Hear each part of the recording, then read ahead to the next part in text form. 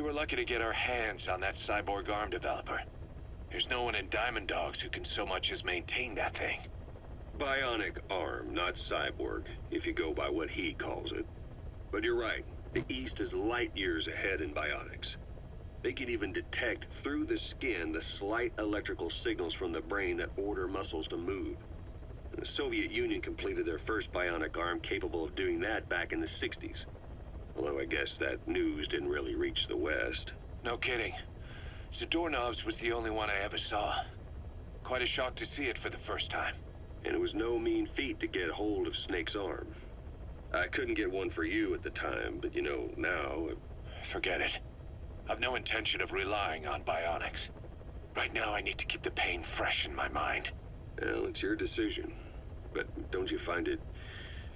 inconvenient? Not a bit. But the phantom pain... it never lets up. Do you know how many men I saw die that day? There's nothing we can do to bring them back. And you expect me to care about getting a measly arm and leg back? Sorry. But my pain belongs to all our dead comrades. I'll keep living with it for their sake. It'll guide me straight and true until I've gotten them the vengeance they deserve.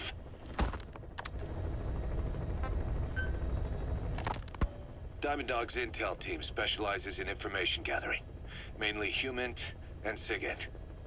They plant scouts and moles in the field. These operatives will blend into the local populace and work under the guise of a resident, or disguise themselves as travelers and ask around for information. They observe targets using various hidden bugs, cameras, and transmitters, and by tapping their satellite and phone communications. Analyzing all this information creates a clear picture of how wars and the PFs fighting them are changing. This data can also be used for threat assessment when deciding whether to accept contracts from certain clients.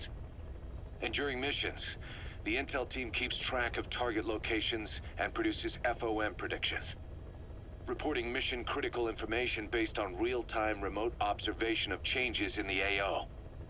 What you hear from us over the radio is based on how we interpret the data gathered at the command platform.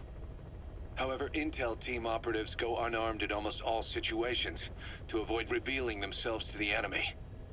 Some will carry a knife, but most have nothing at all.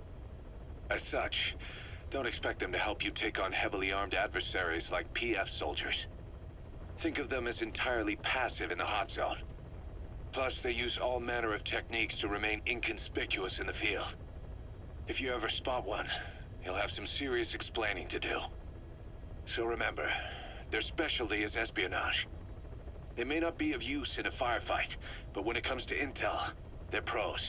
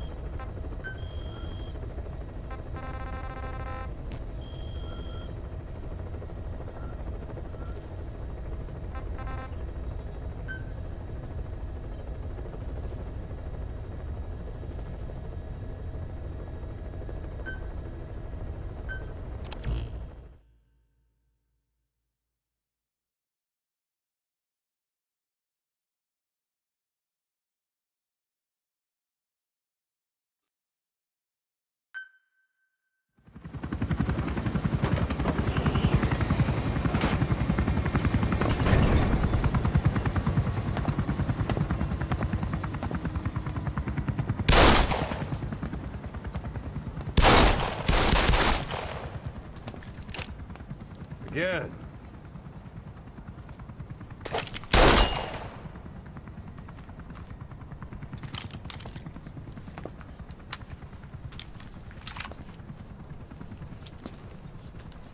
see that in the movies?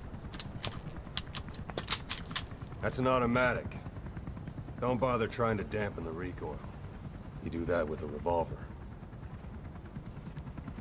We Diamond Dogs are now a force to be reckoned with. We've got the world's attention. We're not some tribal militia. So don't act like one. You will learn how a real soldier fights.